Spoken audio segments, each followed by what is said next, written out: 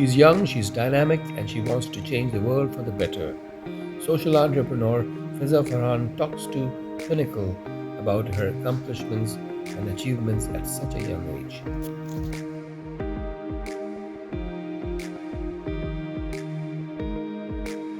Government so far, the government of Pakistan is encouraging towards your effort, and do you think that you will have success down the road? Because it seems to be, quite a way when we'll be able to achieve this energy sustainability thing.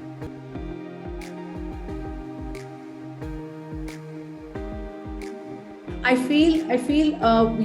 always say this, that you cannot only put the responsibility and the onus of fixing the system on one stakeholder's arms, right? You on shoulders. It's a country of 220 million people. The problems are humongous and extremely complex. We cannot expect the government to just come in and wish wash and do magic and everything's done.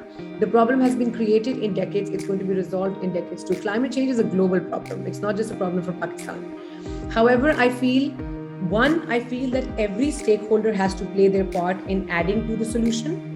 So the governments have to come up with the policies that they're already working on. The net metering policy in my tenure, in my career, has become a huge success and a norm. Now every house that is being constructed is going on solar, and net metering is a no-brainer.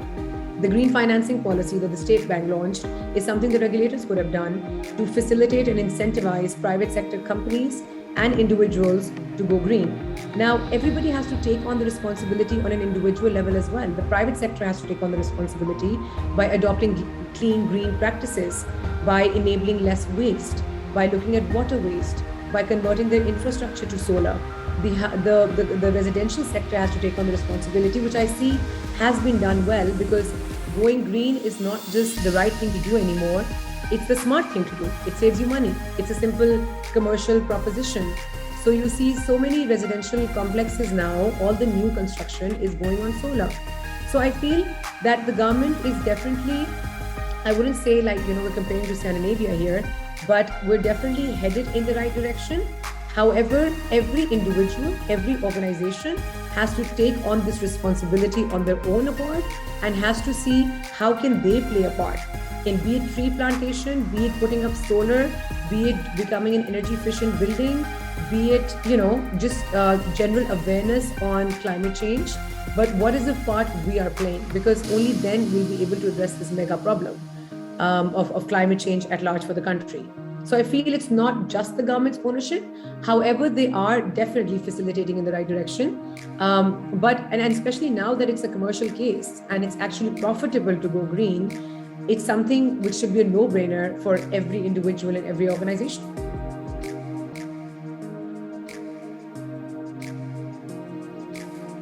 Okay, you just mentioned a while ago about male champions of change.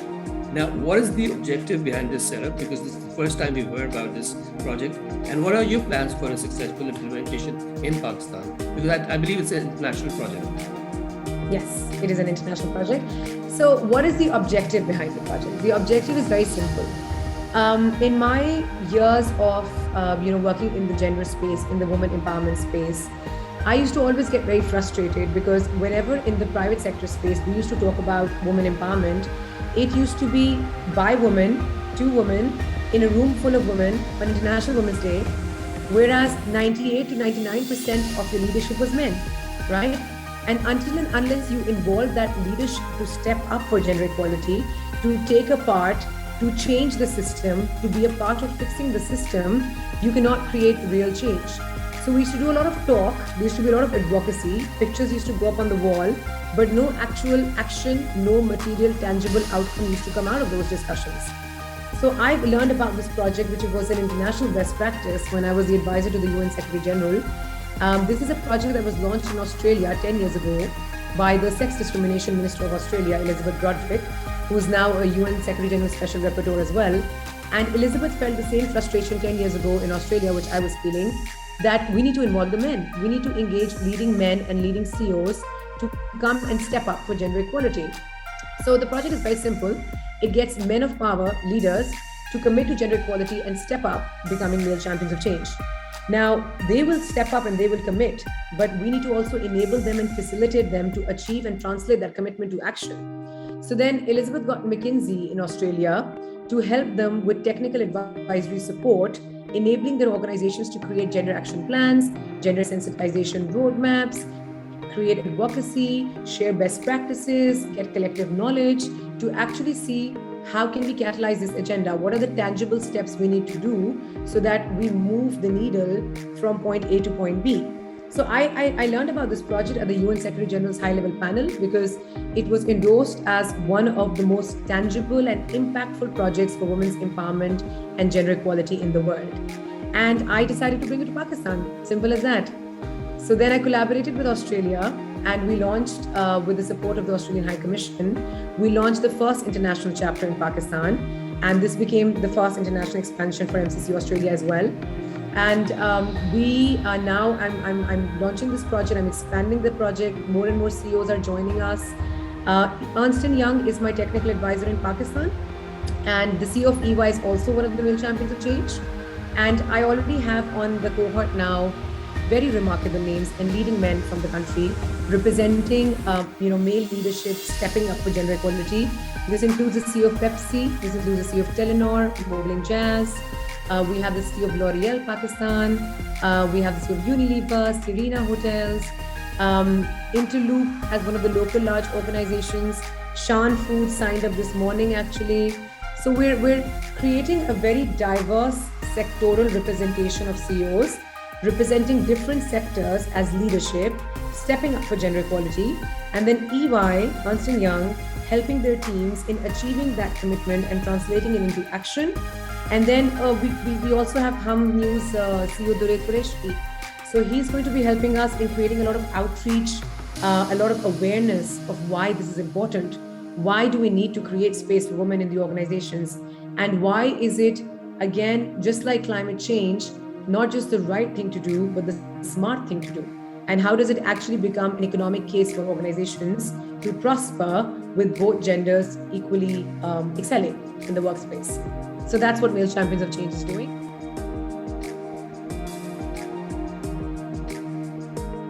You've taken us through a virtual journey of your achievements and you have made your mark literally in a male-dominated society.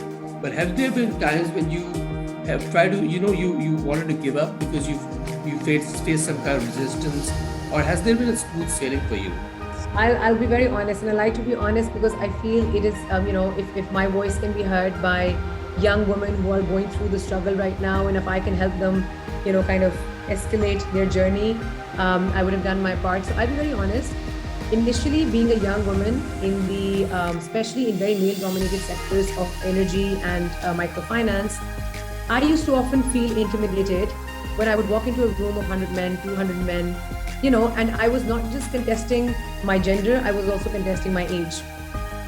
And being a young woman, it was double stress because I was not just a woman, I was also a young woman in a male club, in a men's club.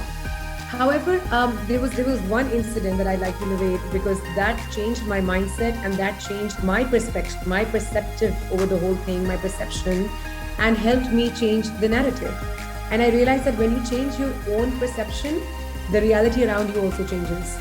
So I was going on a Danish delegation to Denmark with DENEDA, the Pakistan-Denmark Business Council. There were 10 companies from Pakistan and 10 companies from Denmark that were to do an excursion in Denmark from waste to energy plants for about 10 days. Obviously, I was the only woman in the Pakistan delegation and I didn't find that to be a surprise and I went ahead with it. When I got to Denmark, I realized that I'm the only woman in the Danish delegation as well. And then I realized that it's not just a Pakistan problem, it's a global problem. And if we are to excel and if we are to change the narrative and if we are to break these glass ceilings, then we have to see that, the problem is way larger than us. Either we can let the problem overcome us or we can overcome the problem. And then also one funny thing happened that while we were going around Denmark, we had a small minivan where all the CEOs were kind of, clustered in. And because I was the only woman, I was sitting in the front seat with ample leg space and a business class suite to myself. And all the other CEOs were crunched in the back in the minivan. And I realized that, I'm traveling around with such luxury because I'm the only woman in this delegation. So I realized, and this is what I tell young girls now, that being the only woman in that room is actually your asset and not your weakness. It's actually your strength and not your weakness, because there's so very few of us out there. We have a very easy road to stand out. We have a very easy road to shine. But first of all, we have to keep our gender, our age aside and work on ourselves as professionals. We have to work on our professional competence. We have to prove on a table that we are sitting there not just because we're a woman, but because we are professionally competent as much or more than other professionals in the room. And once you start doing that, and once you start walking into a room with your head held high as a professional, keeping your age and gender aside, being the only woman in that same room becomes your very strength rather than your weakness. And this perception, when I changed that perception for myself, I feel the universe around me changed. And then, being the only woman was only a symbol of strength.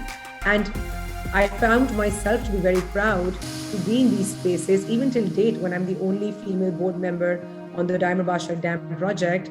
I feel that I'm representing the potential the women of Pakistan have, and not just what Fiza Farhan can do, So it's beautiful, I think, if you go on that journey with a head strong and your head held high.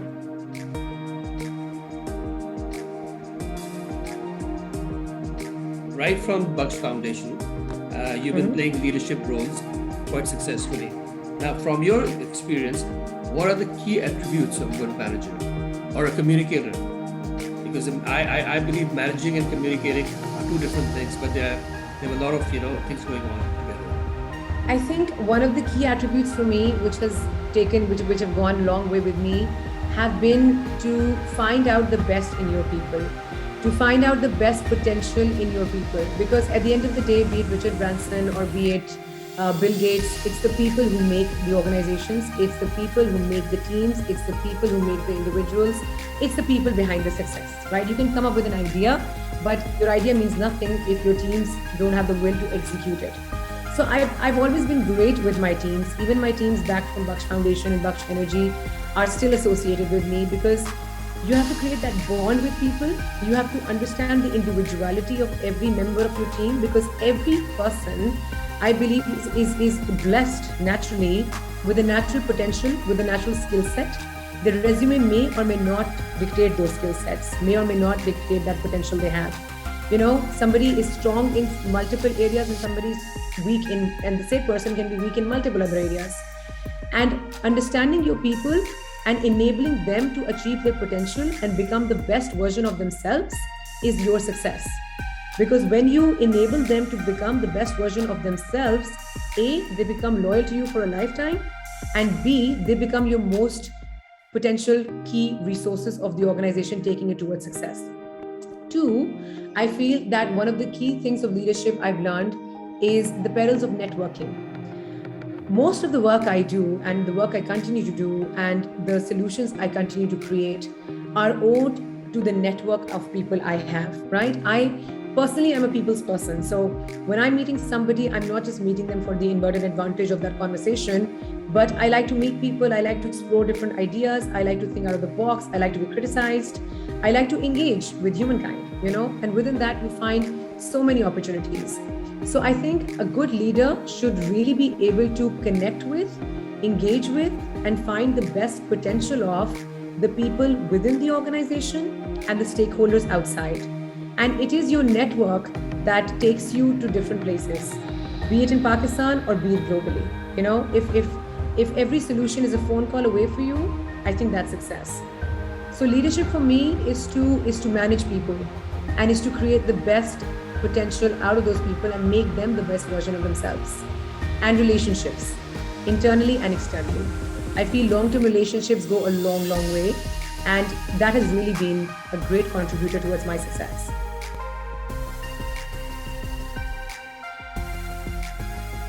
You lead a pretty hectic and very fast-paced life. Still, how do you manage to juggle your personal and professional life? It must be quite a task, right? Well, it is. I wouldn't say it's a breeze. It is a task, but I feel that, every day has 24 hours and we have one life to live. And why should we compromise in that life to either be a good mother or a good wife or a good friend or a good daughter or a good professional? I'll tell you a personal anecdote again. Before I was married and I was on a professional journey, everybody used to come and tell me that, oh, you're being able to do all of this because you're not married yet. Wait till the time you're going to get married and then all your dreams will come down the drain. Because this is what we teach our young girls, that either you can be a successful professional woman or you can be a good wife and have a successful personal life. Well, I got married, alhamdulillah, I'm still married. And it's been great. And all it has done is added positivity to my life. It has added balance to my life, and it has helped me evolve in my professional journey because I am committed to be the best of myself in my professional world and to the best of myself in my personal world. And then I used to get criticism or opinions, so to say, that wait till the time you have a daughter or you have a family or you have a child. Because when you have children, then obviously all your dreams are going to go down the drain. Because this is lesson number 2 that we teach our young girls, that okay, fine, marriage is okay, but once you have children, you can't do anything else. But why not? I have a beautiful 3-year-old daughter. All she's done is again bring happiness in my life. And 1 month after she was born, I was out and about doing my work. 3 months after she was born, I was at the CSW representing Pakistan as a high-level panel at the UN Women Commission in New York. I feel that it is all boils down to the individual. And considering the fact that we do have one life to live, and why should we compromise? Why should we have an either or? Why can't we have the best of all the worlds? And if you manage and your time well, if you balance your time and your priorities well, 24 hours are enough to have ample space to become the best professional you want to be the best mother you want to be the best wife you want to be a best friend you want to be, a best daughter you want to be. And I feel there is absolutely no reason to do either or. And this is what I tell young girls all the time, that you don't have to compromise. It's one life. Live it to its full potential. Live it to your full potential, So I wake up with this spirit every day and I try to achieve as much as I can within my 24 hours. And God's been kind. God's been very kind.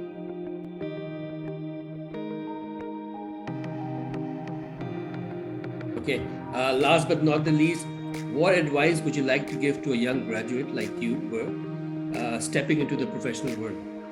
Okay, so I've already given some advices in my earlier answers, which are one of the key advices that I give to young graduates, especially young girls. But another one that I think I would like to give is, especially for a young graduate, is to believe in yourself and is to believe in the inner calling that you have. Don't follow the tide. Don't follow the rat race. Don't become what others think you should become. Become what your inner potential and your inner calling is asking you to become, because that is where success lies. I know so many people who have so much talent, so much potential in them, but they're doing XYZ jobs because they were told that they should be a good engineer or they should be a good, a good banker or a good doctor or a good whatever. If you have the calling of becoming an engineer, if you have the calling of becoming a doctor, fantastic. Be that, because then not only will you be a great professional at your game, but you'll also love the work you do forever. We work for 8 to 10 hours in a day or 24 hours. It has to be something we connect with. And every human being is born with a certain unique potential, a certain unique skill set.